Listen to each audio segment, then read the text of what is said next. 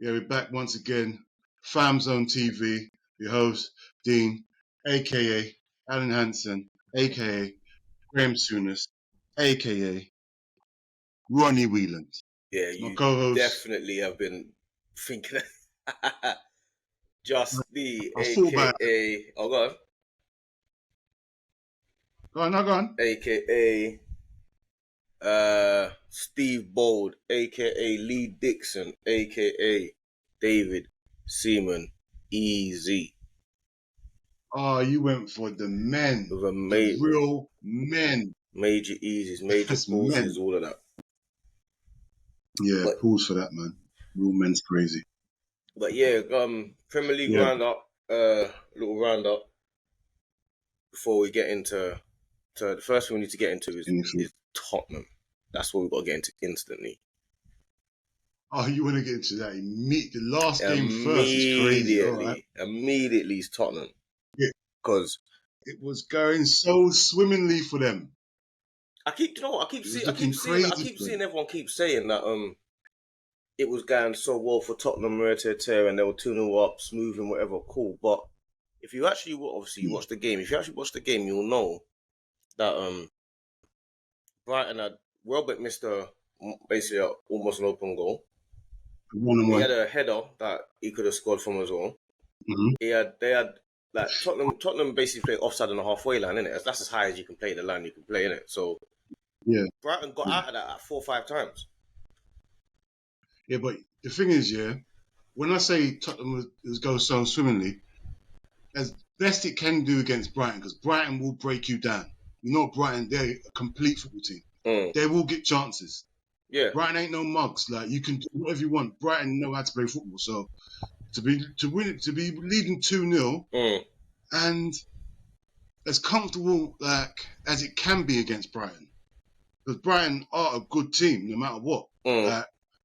I thought Tottenham had it, especially after the 3-0 win at Old Trafford, And this, when they were 2-0, I thought, okay. Bentancur looked unbelievable. He was just ticking it over. Madison looking good. Kolochevsky was killing it. Even the person I don't rate, Solanke, was linking up, pressing. He was doing stuff. And I thought, you know what? I thought this was going to be that. That's it now. Tottenham they beat Man United last week. They're going to beat Brighton today. Here we go. They're going to kick on now. You get me? Yeah. But boy.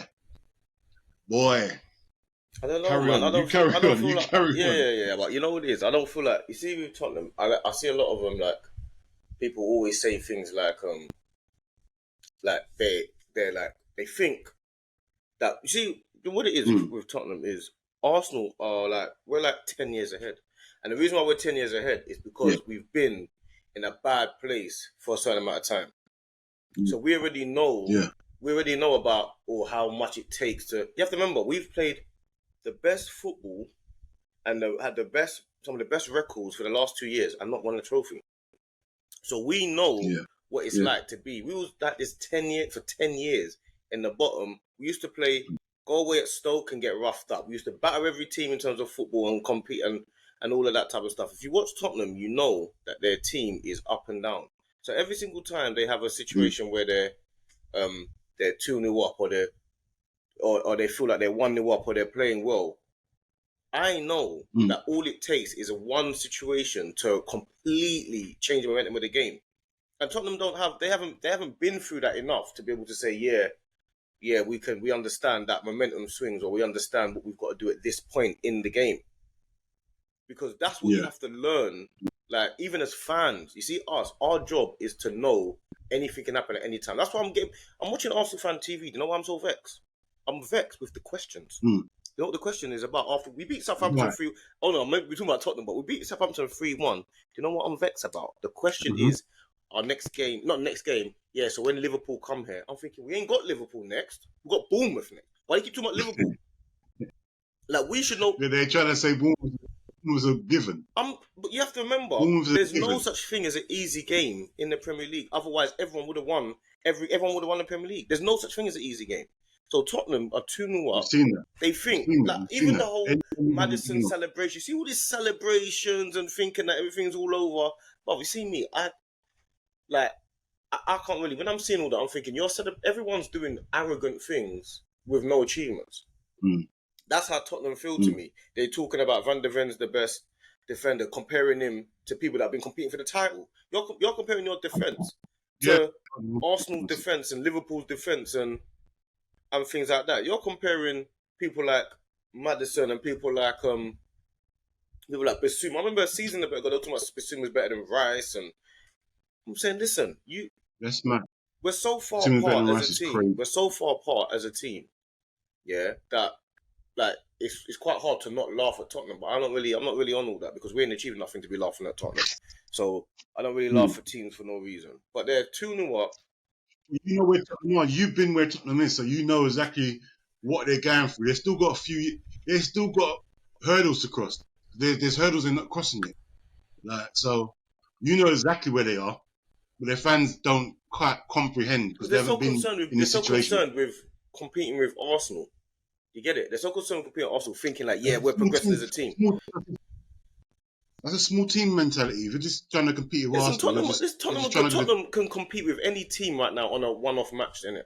Like they can compete with any team, but like every time I'm watching the game, every time I'm watching their team, I'm realizing there's certain things that you have to do at certain times. Like Ange waited to the 75th minute to make when Brighton scored after like 46, 47 minutes after in the second half. Everybody watching that knows, okay, this is momentum swinging here. There's a lot. Everything's against Tottenham right now. Tottenham can't string a couple passes together. At this point you got to solidify the midfield. Like everybody can see it's time to solidify the midfield. Whether or not it's about attacking, it's about getting control. That's why Rodri is the best defensive midfielder in the world because. One, he can break the lines and do all that. Everyone always talks about breaking the lines, but he can also stem the tide. He can also say, okay, we're under a little bit better here. Let's go a bit more safe and let's play safe for 2-3 minutes. Which is what Rice does as well. Rice can do the same thing. I'm saying he can control the game for a he can stem the tide for a bit. It's not about like Ange. Well, there's a quote I'm going to show you. Listen to what Ange said after the. This is what Ange said. Yeah, Ange goes. So if he was tempted to make a substitution earlier, yeah, he says, yeah, I could have, but all these things are totally irrelevant to me. Substitutions and all those type of things. If you're not competitive, it doesn't matter what you do. You're not going to get rewards if you don't deserve to win. We didn't deserve on our second half performance, irrespective of subs or anything else, to get something out of the game. But I do think if you get something out of the game, you're falsely rewarded, and I don't want to get falsely rewarded. You don't want to get falsely... Oh, he's chatting rubbish. What do you mean you don't want to get falsely... Chatting rubbish. Bruv, I want to be falsely rewarded. Brother, that's like saying, if you don't get... So I don't want to win a game if I don't play well, basically. If I play badly, we deserve to lose. If you play badly, you can say, yes, we didn't deserve to win. The whole point of football is to win the game, regardless if you play badly or not. Regardless how you play, you want... Like, how many times you heard... Yeah, that was an ugly win. How many times you hear that? And that's the wins you like. Like I said, Liverpool didn't win great on Saturday. It was an ugly win. We won though. 3 points. You walk away, you got 3 points. Not every game can be beautiful. Yeah, but is he mad? That's what I'm saying. An ugly win that you're saying, yeah.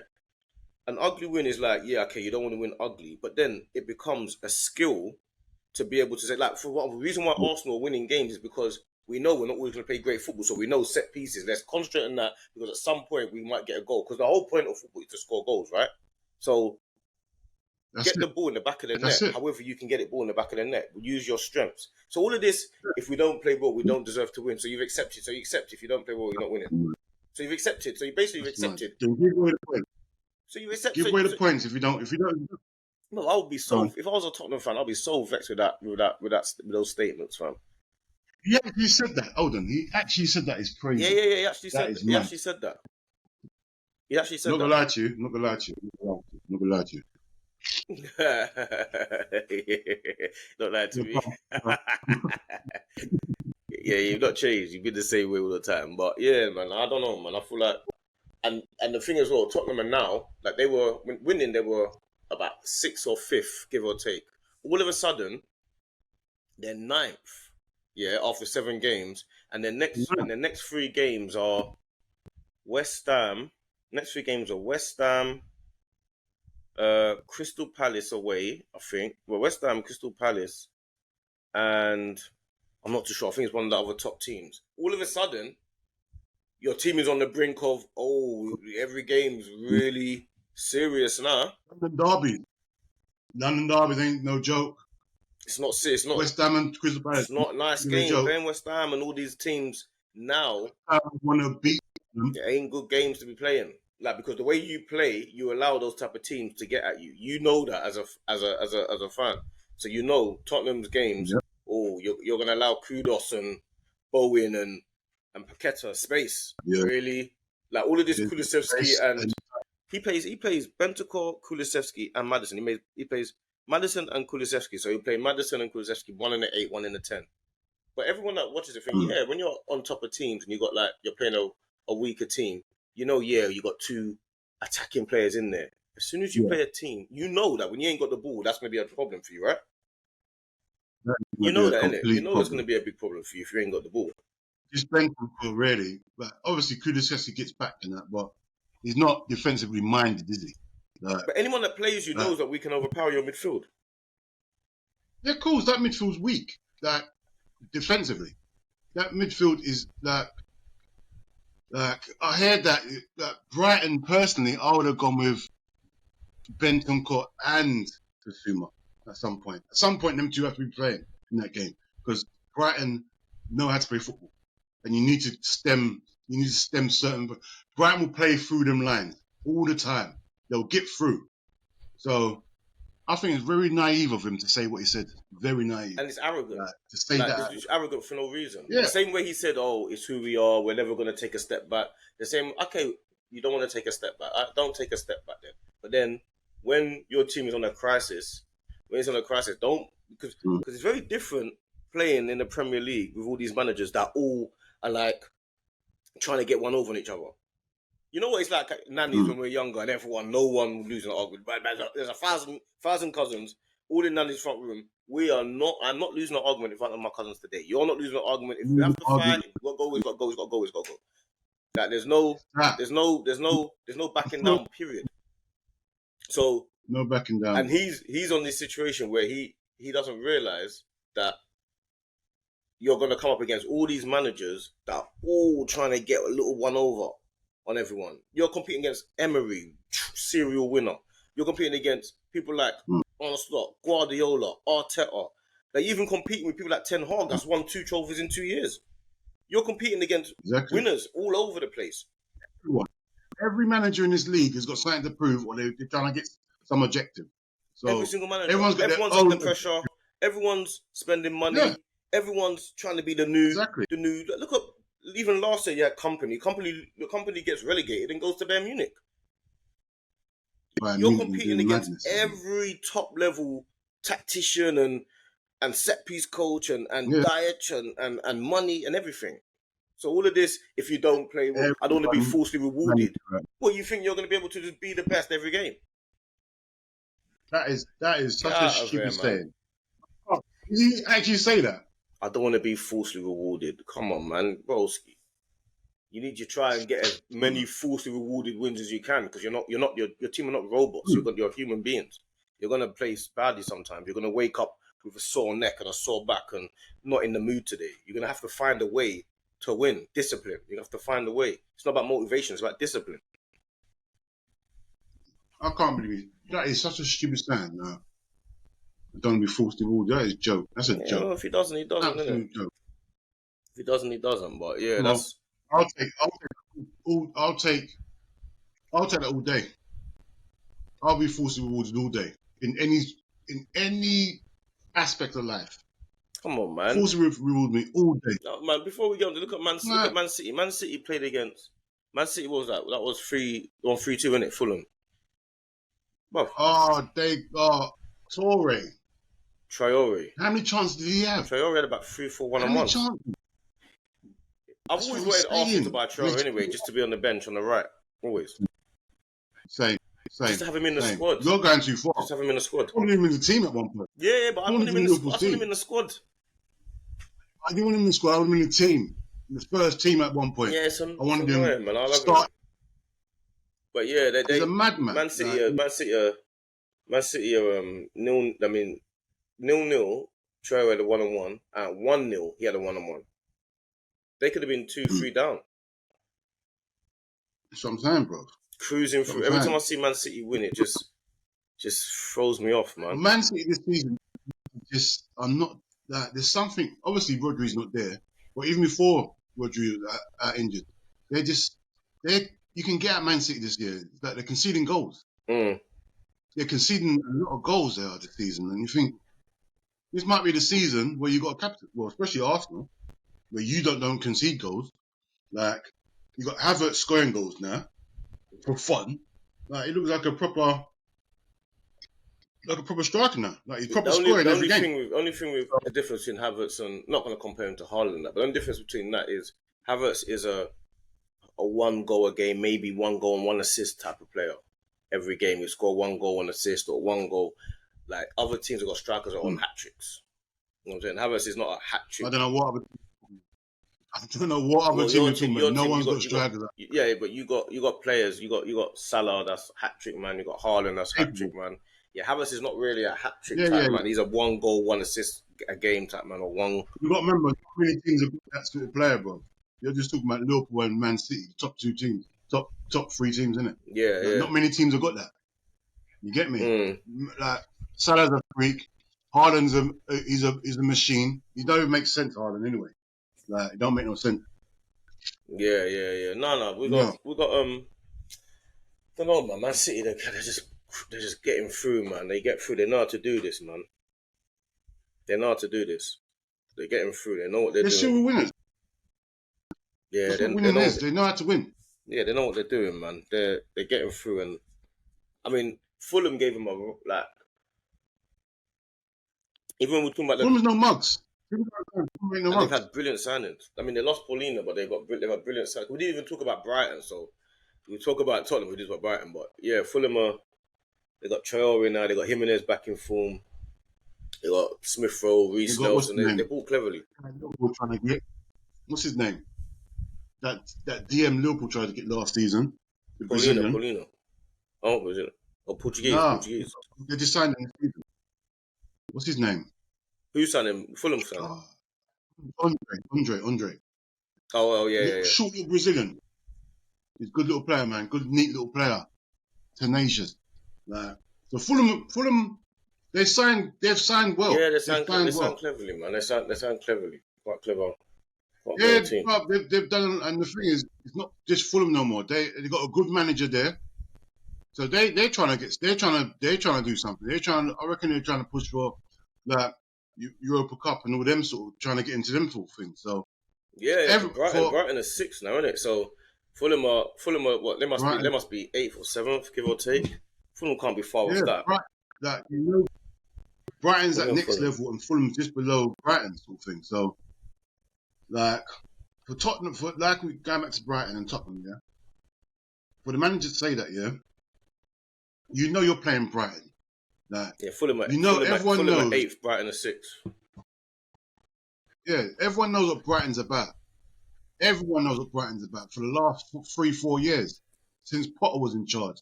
Yeah, they play football. They break lines. They know how to do things. Yeah, like that's mad disrespectful what he's saying, man. You get me?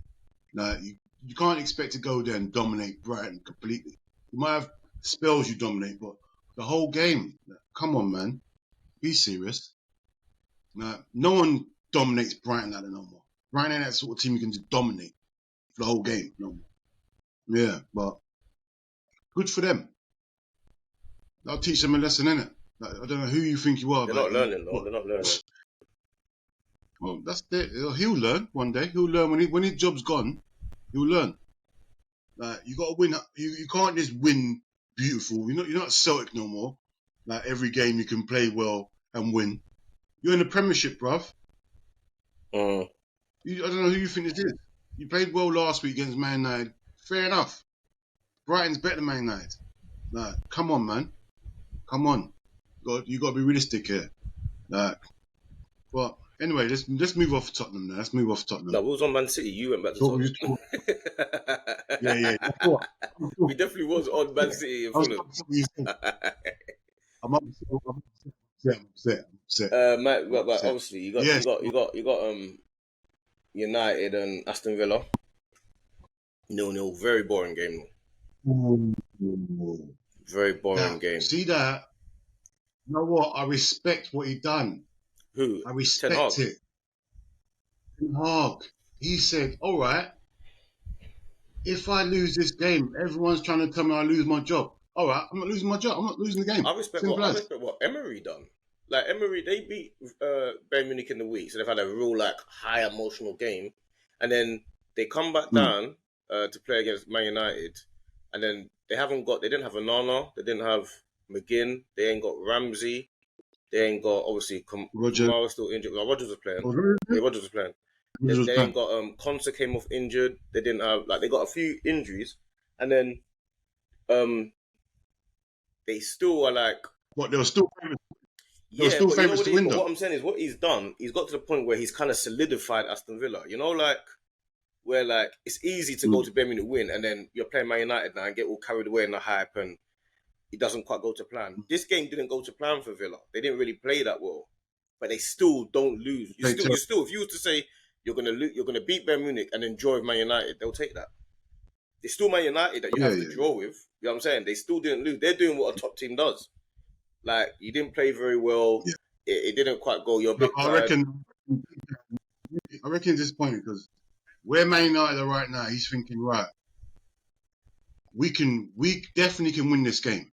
Regardless of injuries, we're at home, we can win this game.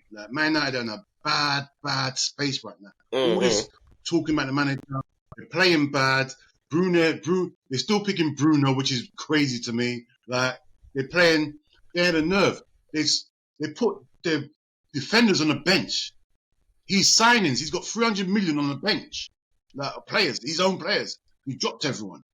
He's got Harry Maguire and Evan at the back. Yeah, he dropped the two centre backs, didn't he? Yeah, he dropped him. He bought Agati for 43, De Ligt 39, Zersky 36, Martinez 60 mil, Anthony for 80 mil. All benched. It's a mess. 300 million on the bench. All benched. So you're buying. And what's his name? What are you buying players to sit on the bench? So you're buying. Are you saying that you're buying the wrong players?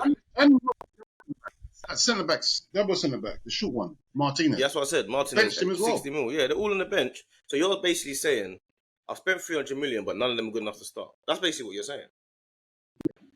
Yeah, that's exactly what he said. That's a madness. That's exactly what he said. That's a madness. Yeah. That's all your signings. It's not it's the last regime. That's your signings. That's madness. That says a lot. If I was the owners, I'd be like, hold on a minute. So what? I've just spent all that money and they're on the bench. We still got Harry Maguire and Johnny Evans. What's his name? Playing centre back. Johnny Evans went there to get fit, just to train. You know, sometimes people go back to clubs that they know the play coaches. Oh yeah, come train with us for a bit. Yeah. Now he's starting games. The next thing he's starting. You got two signings that you signed. De Ligt and Martinez. De Ligt and Martinez are two signings that you've signed, both on the bench. That's your first team defenders. It's crazy. First team players. It's crazy. Man United are a mess. Man United are definitely a mess. And then you got that. I don't know what it will take for them to drop Bruno Fernandes. I don't know what it's going to take. That guy's going to lose your job. You don't understand. Captain, isn't he? You're not going to lose your job. You're not going to lose your job. Yeah, but still, drop the captain. End of the day, I don't care who it is. Drop him. How many teams will be going through this? Just sticking with him like that. Regardless, he can come out and do any performance and he plays. He can do it once and plays. It doesn't make no sense. What's that saying to other players in the squad? What? No matter what Bruno does, he can play, but I can't get in the team. That's madness, bro. He's captain, though. It's meant to be competition. You're meant to be a top team. You're meant to be having competition there. But Bruno could do whatever he wants. He's still going to start. That doesn't make sense to me. He's playing badly, but I mean, like I told you before in the last. Awful. Yeah, but when I said to you before, he's got players in his team that are players that are basically, in theory, undroppable because you can't really get rid of the Bruno Fernandezes, the Rashfords, the like Garnachos, the main, like his whole team is full up of players that are meant to be. I'm saying get rid of them. No, but what I'm saying is his whole team is full up of players that are meant to be starting. So you got two choices: either you make it work with those players, or you get rid of all. Like you're making big decisions for 10 players. Because Anana's not good enough. Martinez is not good enough. De Ligt's not good enough. No, De Ligt's good enough. De Ligt's good enough. No, it's not. De Ligt's good enough. He's just not in form. He's not in form. Like he just dropped a level. Like he's dropped to Man United's level. He's dropped to their level. Has been to Bayern Munich, Ajax. What's the other club that he's been to? Injury prone. Injury. It's not good enough. It's not good enough. It's not good enough. He's not good enough. No way. If you keep him fit, no way. Like for Man United, we're not talking about for. What do you mean for Man United? I'm talking about for Man United. What do you mean for Man United? Are meant to be challenging for Champions League and Premier League. What do you mean for Man United? They're not. They're meant to be. They're not. Right now. If you look at their squad, De Ligt should be starting. On form, De Ligt should be starting if he's on form. He should be starting. Yeah, but you're saying for Man United. No matter what. Man United are meant to be getting the best players in the world. Yes, but right now they're not in that position. That's the problem. That's why everyone's upset because they're buying players that they don't. De Ligt is not good enough for Man United. That's the difference. You're saying he is good enough. He's not. I'm not saying he's good enough. He's here now, and he should be like. You should be getting more. I have everyone there. He should be a starter. If everyone was on form with Man United, he'll be a starter. Because Did you watch him against Porto? He was terrible. Awful. So how's he good enough? No, I'm just saying, if all the players, all the defenders they got now, they're all on form. Harry Maguire's terrible. He's been terrible for years. Like, Johnny Evans, come on, he's past it. Like, Fernandez, I don't rate him at all. They've both been playing better than De Ligt. Yes, I agree. De Ligt's come in and been shocking. He has been crazy. But that's what everyone. Look at Xerxes. He's come in. He's meant to be like everyone that's come to Man United. It's just it dropped down to that level. No, they don't pick Man United up. Xerxes on banter. That's like a banter signing. That is Huddleston up front. That's what it looks like to me. I mean, he's got good little touches here, there, and everywhere. But it's like what. I don't care about touches, bruv. You're meant to be a false number 9 or whatever you're meant to be. He's on banter. Like, it just looks like you're running. It looks like he is running in a wet clothes. I can't give Ten Hag. I wouldn't be giving Ten Hag any more money. Like all your signings are not. There's no signings that's worked. Every signing that's worked has been. Every player that's worked has been from the youth. Nothing. There's not one signing has worked. I don't know any signing that he's had that's worked.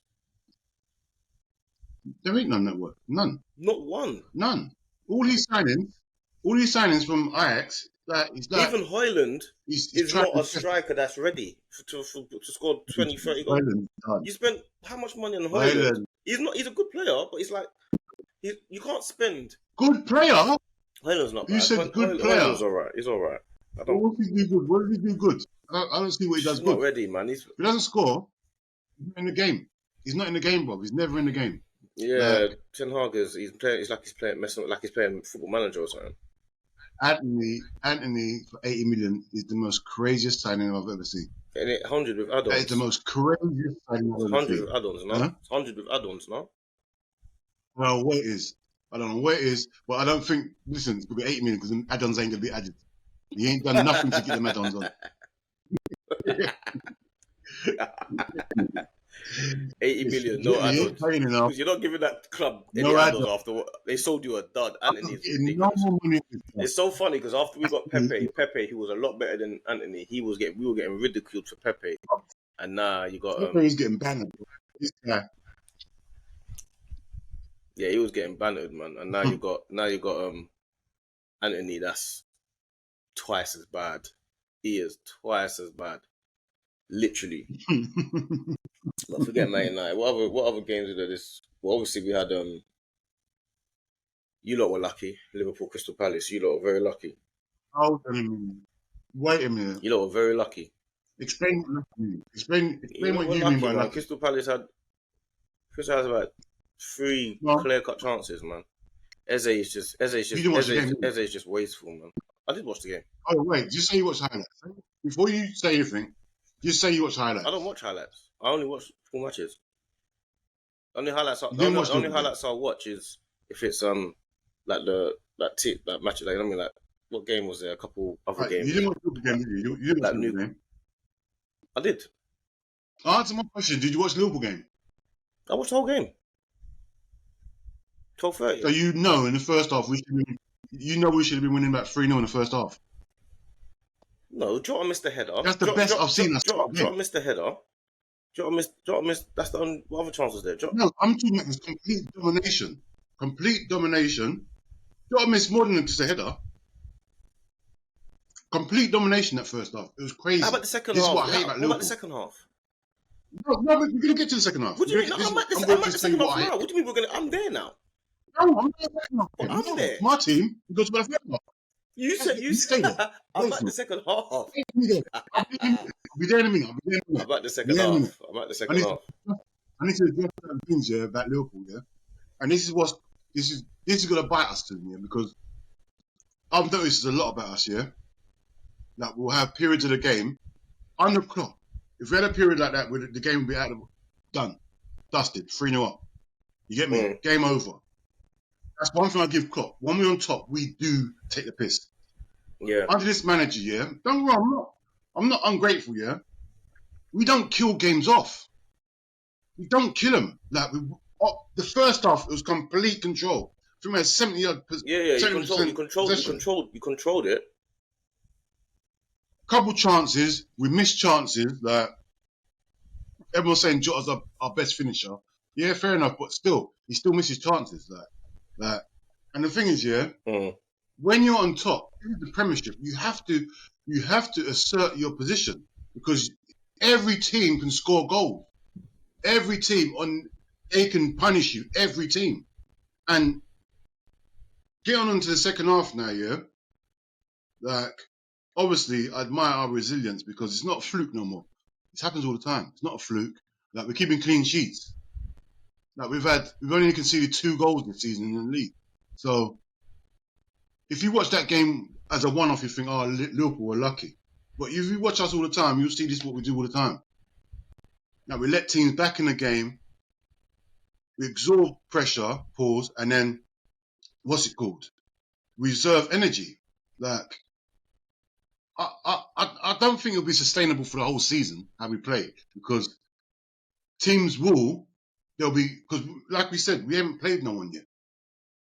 We can't do this against Man City or Arsenal. Just say, you can have the ball for the next 10 minutes. Because we'll get punished.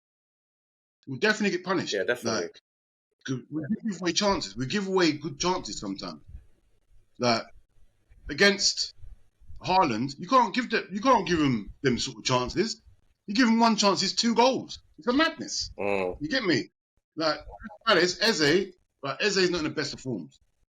He's horrible right now. Like, Too wasteful. Played against us. Too wasteful. And when he played against when he plays against good opposition, you can kind of see it's hard for him to make it happen because there's no reason why he shouldn't be like ripping apart your right back. Yeah, and the thing is, yeah, with Eze, yeah, he played the thing for us. Yeah, he should be really, like, someone should be, if they know better, they do know better, they should be targeting Trent. You'll be targeting Trent. I mean, that's the difference. Like, that's the difference with Crystal Palace because that's why Elise got moved because, like, a lot of the Crystal Palace, like, Wharton's overrated. No, what? I'm not saying that yet because he's carrying an injury. He's carrying an injury. Nah, but he's not like everyone. Like, I don't know what people think.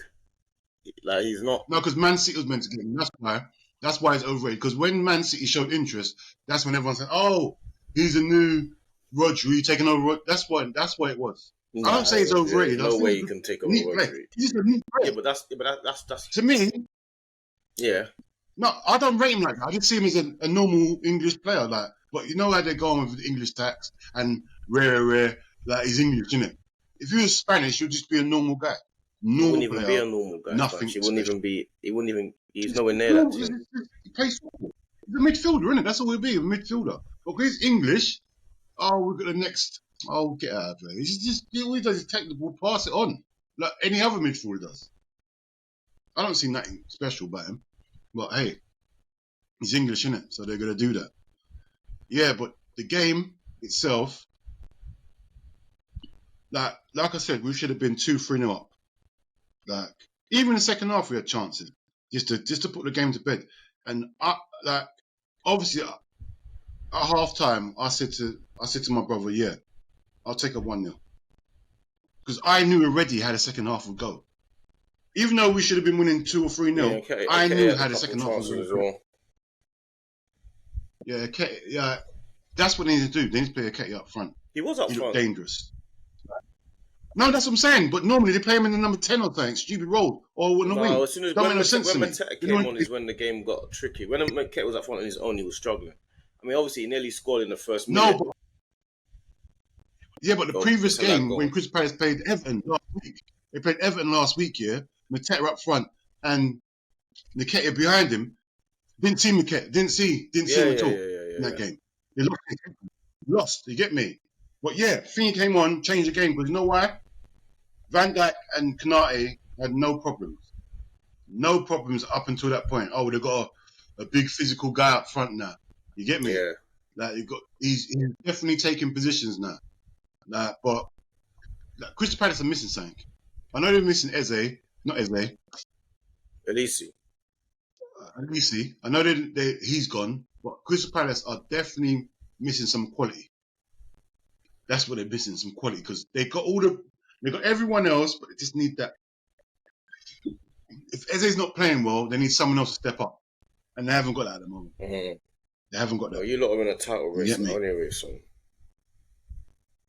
Oh, here we go. We're in a title race, are we? You're in a title race. You got your team. We ain't played no one yet. Your team is full up of people that are ready for title. You haven't got any. Your team is not for the future. Your team is for now. Salah, Van Dijk, Trent, Robertson, Alisson. These are now players. They're not. Alisson's out now. Only pulled a hamstring. He'll be out a couple of weeks. Hey, wait. Let's just talk once. Just give me a couple minutes about Alisson, yeah? What pisses me off, yeah? Every single team knows Liverpool's second goalkeeper every season because he plays about 20 games every season. Our second goalkeeper. Every season, Alisson's injured. Even this season already. He's already been injured already. He's just come back from injury. I didn't even notice Every season, Alisson's always injured. Always. You will see a good majority of the league, Kelleher in goal. Every season. Starting to piss me off, man. Always injured. Always something wrong with this guy. Best goalkeeper, but he's starting to get to a point now. He's doing my head in now. Like I'm happy we're getting this new goalkeeper at the start of the next season because, Alisson is too much for me now, man. It happens too much now. How can you already be injured already this season and you're injured again? You played 7 games, bruv. What do you mean next goalkeeper? What do you mean next season you got another goalkeeper? What do you mean? We got that. What's his name? We've already bought a goalkeeper. He's on loan. We bought him for 30 million. He's not. What do you mean to play next season? Yeah, this guy's a serious keeper. What's his name? I forgot his name. Well, you're going to replace Alisson? He was in the Euros. No, we've got a goalkeeper to challenge him. But we had to buy him now. We had to buy him. He was available. We had to get him now. Otherwise, we wouldn't have got him. Oh. He's hot. He was hot. He had a mad Euros. Crazy. You get me? So we got him now and just kept him at the club we bought him from. Bought him 30 million, bro. Oh, okay. You get me? So, yeah, bro, he's a good keeper. Good keeper. Watch the highlights. You know when you're linked to a goalkeeper, so you go and do your research. I thought, oh, that's who he is. I remember watching him in the Euros and whatnot. Yeah, man. So, yeah, Alisson better watch out. Better watch out, man. Your injury proneness is going to get you in trouble, man. Because, like, right now, Alisson could be injured. This Keller will take over. And as soon as Alisson's fit, he walk back in the team. Hopefully next season, that ain't the case. Hopefully next season, this goalkeeper will go in. Alisson will come back, and he's got to wait to get back in the team now. That's the sort of combination I'm on. Like, don't just walk straight back in the team. Don't get injured then, innit? Simple. You're going to play, don't get injured. I've had enough of it. What goalkeeper's always injured? I don't know you. I don't know your second goalkeeper. I don't know who he is. I never see him. I don't know. No one's second goalkeeper. Everyone knows Liverpool's second goalkeeper. Everyone. It's crazy, bro. Does my head in. But anyway, let's move on. Nah, you got done with Liverpool anyway. Obviously, you got Arsenal. I feel like I don't really want to talk about Arsenal, where we beat Southampton 3-1. We was 1-0 down. I feel like our team's a bit. We was 1-0 down. Yeah, we were 1-0 down. Yeah, we scored a minute later, or 3 minutes later. 3 minutes later. Havertz scored again. Good goal. Wicked goal. But we went into overdrive. But you see, if he hadn't scored, then it could have been a bit of a problem. But I'm a bit irritated with a lot of fans, because a lot of fans keep saying, "Oh yeah, we should have." A lot of fans are a bit irritated, isn't it? But it's so annoying to me how you can be annoyed that they feel like Arsenal have not won anything for the last few years, yeah. But the Arsenal fan base, I think the Arsenal fan base has probably got to be the most unbearable. I'm an Arsenal fan, and our fan base is probably the most unbearable fan base I've ever experienced. They are. Like they are unbearable to me. Like, well, I swear to you, they do, bruv. I'm like, do you know, like when you got like certain people that you're around, and you just think, oh, you just get on my nerves, fam. You know, like that's the Arsenal fan base to me. They get on my nerves. I wish that our fan base was a normal fan base. We've got like, it's not that our fan base, but I'm trying to figure out like what's wrong with them. Like, your fan base remind me of you're winning trophies every year. Is that the Arsenal fan base? That's what all of them are deluded, fam. Like it's like it doesn't matter. Everyone online is deluded. Like they don't even do their job. They got outsung by PSG in the week. Like we're on the ground, and the PSG, the away support terrorized them. Like you have to remember, there's two matches going on. You got the football match, and you got the fan match. You get me? In the stands. You got two matches going on. So you lot lost your match to PSG fans in the week.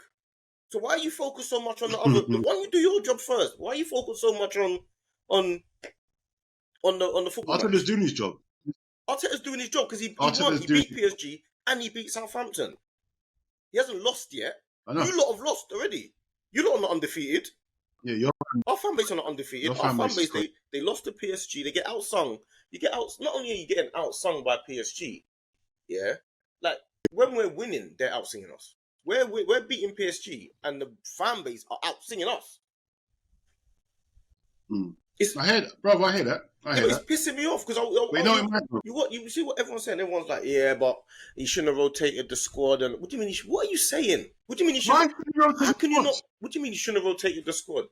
Like Sterling has achieved more than everyone in our club. So you're upset with a guy that's achieved more than everyone in our club playing. Jesus has also achieved more than everyone in our club. Yeah, not to say everyone's not on form or whatever, but this is what happens when you're going for a title. You're going to have players. We've gone from having Nketiah starting to having Jesus starting as our bench player. So Jesus is now our bench player. Sterling is now our bench player. Like Trossard is kind of half bench, half starting. That is now what makes sense. That it's like we didn't want Nketiah starting. We don't want players like El Neni starting. We don't want players like Kivior starting every game. Now, crazy. Yeah, before you have to remember a couple of seasons ago, it would have been El Neni's. It would have been see now our El Neni is now our Jorginho. You get it? Marino comes in now. That's going to soon be our party. Our party might be on the bench, or Marino's on the bench, or Jesus is on the bench. Sterling's on the bench. Our team now is getting to the point where you can rotate against. If you don't want to rotate against Southampton, who do you want to rotate against at home? You have to. Yeah. The thing is, I thought that was a memo to everyone this weekend because we done rotation as well this weekend. First weekend we done rotation. But what I'm saying is, it's impossible. It's impossible to go through the whole season. Like they keep saying, like the fan base keeps saying things like, "Oh, Waneri should be starting." All right, instead of who? Go on, instead of who? Who should Waneri be starting instead of? Yeah, but then they will say, I saw someone say on one of them fan channels, yeah, Waneri should be starting, man. He deserves a spot. Okay, instead of who? Well, it's not my place to say instead of who. I'm not the manager. So then why are you saying, don't be the manager then? Don't be the manager then. It makes no sense. It don't make no sense. Start instead of who? Instead of Trossard? Instead of Odegaard when he comes back? Instead of who? Who should Winner be starting instead of? It's true. He should be starting at all. He's 17. How old is he? 17? He's 17. Yeah. He's coming on the pitch now and then. He's he's in the squad. He's travelling with the squad all the time. Arteta's working with him daily.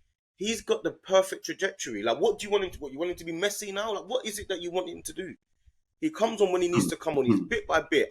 They used to say Arteta doesn't introduce youngsters. He is now. The fan base does my head in. Every time we get a new signing, they start tracking airplane flights and they start putting things online. You start seeing diversions online and trying to intercept. Like, bruv, they're the most irritating. I know them.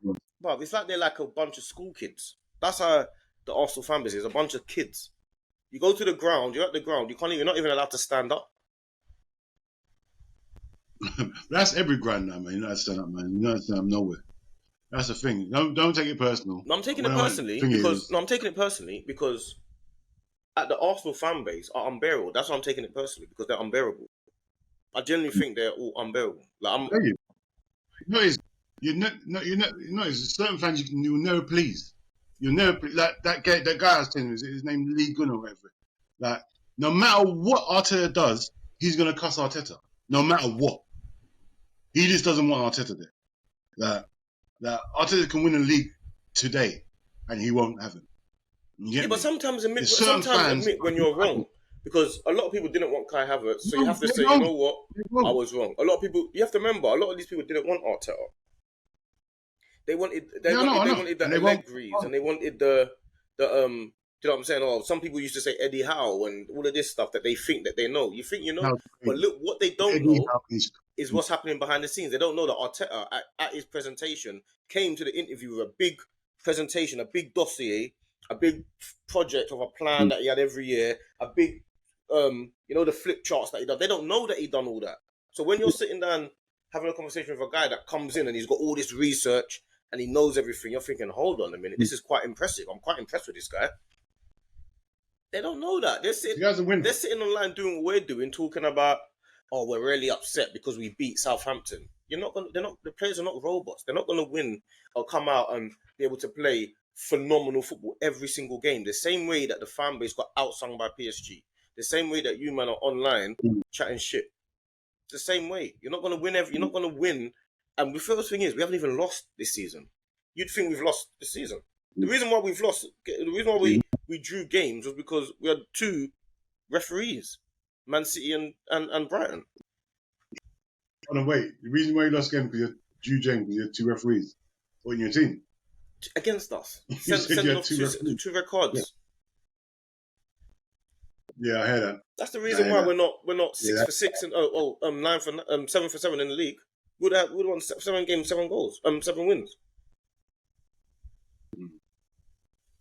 Yeah, fair enough. I hear that. That this year, don't get wrong, that every year, but this year in particular, the referees have been bums. It's not just Arsenal. You just got the red cards. No, but no one else is getting these. No one else is getting these decisions. Yeah, red card. I'm just talking about normal decisions, bro. Just normal decisions, bro. Like, yeah, compared to on the weekend against Crystal Palace. If you watch the European games, like it's much better, bro. They are so like even the challenges that they let go, and you might get a little 50-50 with man and you're barging each other, then one falls on the floor. They just let that go. That's a football challenge. It's like whoever won wins. Keep playing. In England, if you do like a little challenge and you're barging someone and someone falls over, they blow the whistle because you won the challenge. Yeah, because the guy fell over on the floor. And the thing is, they play on it because they know the referee's going to get us. Many times I say, right, the defender's running into his own corner. The forward's tracking him. I'm thinking, don't foul him there, don't foul him there. And every time the forward not foul him, not even touch him, and the defender just goes down, but you know the referee's going to give it to him. Yep. The only time I've seen it, it pisses me off. And I think to the forward, why don't you just stay back? Oh, run with your arms up so the referee knows you ain't touched him. At least. You get me? Stop getting fooled by these. And the thing is, even Saturday against Crystal Palace, referee's a dickhead, bro. Absolute mug. Like, he gave Crystal Palace, no Crystal Palace fan crazy, innit? Sing from the first second. Yeah, Crystal Palace. To the 98. They win in the stands. It's crazy, bruv, their fan. So the referee was just playing along with the fan. You know, the first half, yeah, right? Man, remember, it's Liverpool, Crystal Palace. We dominated the ball, yeah? First half. 12 fouls to 0 in Crystal Palace's favour. How on earth have we fouled them 12 times? How on earth you give them 12 free kicks? We ain't got one. Not one free kick we got, bro. In the first half. Bear in mind, we had the ball 70% of the time. But we didn't get one foul. It's not like I'm just saying it for saying it, bro. All first half, I couldn't believe what's going on. I was like, what? But you're not getting red cards. Like Rashford should have been sent off. No yellow, no second yellow card because it's a higher bar. It's a higher bar. Well, he took the piss. Even if you see Chelsea's game, obviously we're not talking about Chelsea. Obviously they drew 1-1 with Nottingham Forest. What's his name? Nicholas Jackson ends up slapping a player. Nicholas Jackson slapped a player, innit? He might even get. Oh, he slapped someone. Yeah, after the game, they're like a little melee after the game. They might even get a little. He might get retrospective ban for that. But they Yeah. These referees are disgusting, bro. They make me sick. Yeah, they're terrible. Every week. They're terrible. They make me sick. We've got the best league in the world. Get some of these foreign referees in. There's got no alliances to the teams there. Just get these referees. You've got all this money. Spend the money on the referees, man. Are way better as well. Like everything's quick. Like you see here, everything. Like you see the Martinelli goal. But everything takes so long here. Like you see, I'm thinking. Why don't you just use we can see it on Sky cameras quite quickly. So why can't you see it? You got 20 cameras around. I know. Why it take so long? Especially obvious decisions makes me sick. Like you're trying to find a way to rule it out or something. They're so scared to get decisions wrong. They're so scared to get decisions wrong. But before we wrap up, I'm seeing the same argument all the time. Is Bukayo Saka world class? Yeah, he is. Oh, okay. See, I thought it'd be a debate. It's easy, isn't it? Like everyone's talking. No, it's not a debate. Of course, he's world class. I'm trying to figure out how. I'm seeing people talking about how can he not be world class? How can Saka not be world class? If you talk about best wingers in the world, he's one of them. How is he not world class? He does it all the time, every week, every game. It's simple. And the thing is, the worst thing is they will say Cole Palmer's world class, but Saka's not. That's dumb. Cole Palmer's had a good season. How can Cole Palmer be world class and Saka's not? So Cole Palmer's not world class yet. Saka is. It's not hard. Cole Palmer's had a good end of the year and a good start of season. And if this continues for the whole season, come on, man. This is like I just wanted to make sure that you were using the same. Been like this for years. Saka's been like this, consistent, the most dangerous player on the pitch for years. For years, he's been doing it. Saka's been week in. And not only that as well, play every game. He wins matches. Like Saka's the type of person, that something always happens.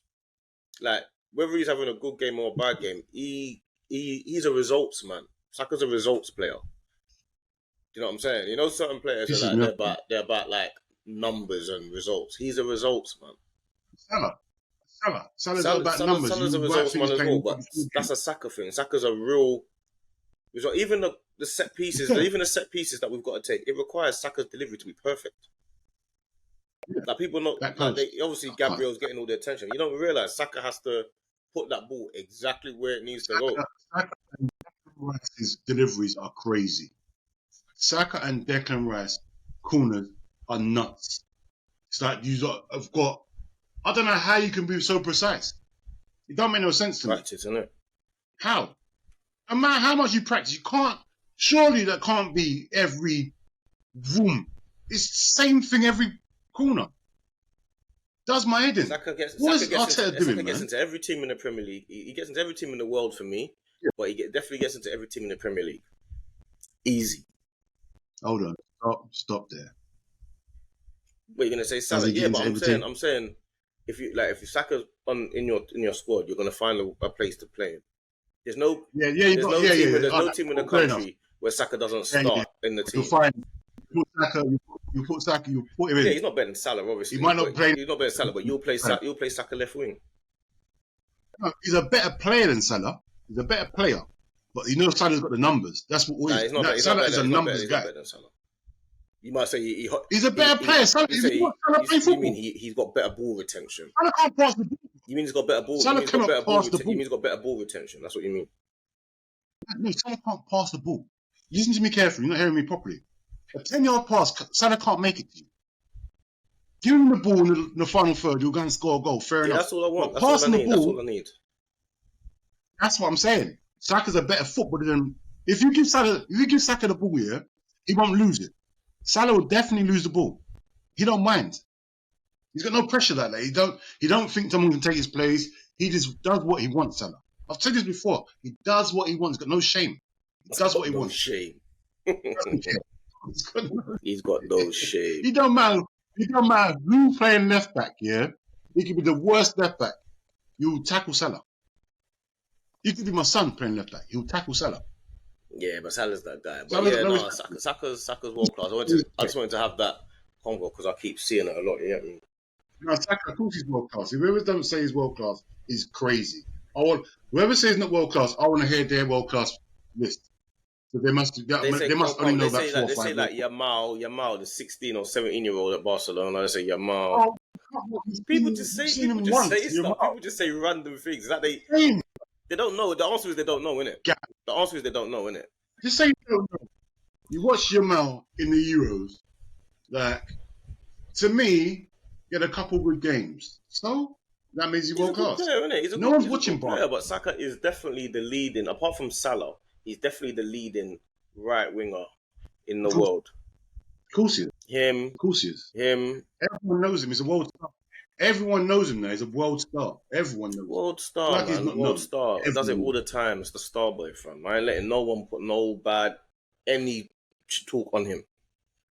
He does his thing constantly. Listen. Even for England, he's always the main player. He's the main man, period. That's it. He's never been taken for 10 years at any England or Arsenal. I've been saying it for years. Saka simple as that. There's another world class. Obviously, Foden's also world class. You get me? But Saka is world class. Now, Foden is. He is. That's a debate. No, I'm not saying he's not. But Saka is definitely world class. If you're world class, yeah, right, world class players, yeah. When I think of world class, you think about the Rodriguez, the Sakas, the Salahs, players that can't be dropped, no matter what's going on. No matter what's going on, players that can't be dropped are world class. Like, not just, but world class players rarely get dropped. I never see Foden playing. I never see him playing. So, for me to say he's world class and your managers don't think he's world class, I hear that. Your manager's not putting a world class player on the bench. But putting a world class player on the bench. Who's world class he keeps on the bench? Carl Walker. He's world class players in the team. He puts Carl Walker on the bench. He puts John Stones on the bench. They're both world class. Carl Walker's coming to the end. You see Carl Walker. Yeah, but he's still world class though. And so's John. And so's John Stones. World class. I can't put Carl Walker as world class. I can't. John Stones plays when Stones is fully fit. He's playing, bro. He's playing when he's fully fit. Yeah, but I'm saying Guardiola is susceptible to putting man on the bench. Yeah, but that's when they're not fully fit or they need a rest. Foden, I see on the bench all the time. Always. Like, don't get me wrong, Foden is a chat, world class. I'm not saying he's not, but I find it very hard to say definite when your manager don't consistently have you in the team. Like, Rodri ain't getting dropped. He's not getting dropped. He's staying in the team. Yeah. Edison's staying. You get me? There's certain people you don't drop. It's mainly your reliable and your world-class players. They don't drop them. You get me? But Foden is a shout, bro, because he divides a lot of opinions, Foden. On his day, you can't play against him. It's impossible. You can't touch the ball when he's playing. On his day. You get me? But Man City are so rich with players, yeah? It's hard to be in that team anyway, so I can't even blame Foden. It's hard to be in that team, man.